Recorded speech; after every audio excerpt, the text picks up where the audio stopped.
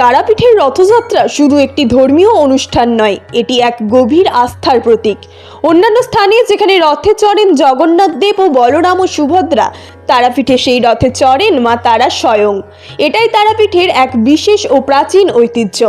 আজ শনিবার উল্টো রথের দিনেও সেই ঐতিহ্য অনুসারে রাজবেশে মা তারাকে রথে বসানো হয়।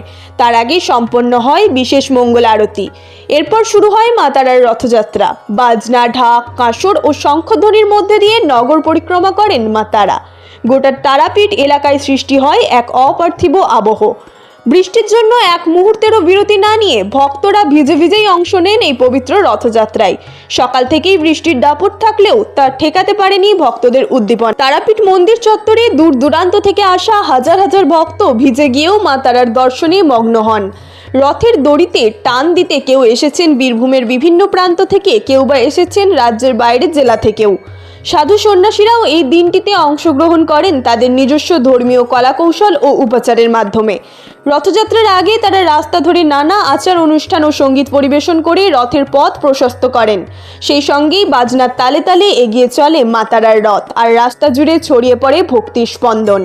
এই রথযাত্রা শুধু এক ধর্মীয় রীতির প্রতিফলন নয়, এ এক অনুভব, এক বিশ্বাসের বহিঃপ্রকাশ, যা বছরের পর বছর ধরে মা তারার মাটিতে গড়ে তুলেছে এক অতুলনীয় ধর্মীয় ঐতিহ্য। বীরভূমের তারাপীঠ থেকে ক্যামেরায় অঙ্কন লেটের সঙ্গে সায়ন ভান্ডারী রিপোর্ট, তারাপীঠ টিভি।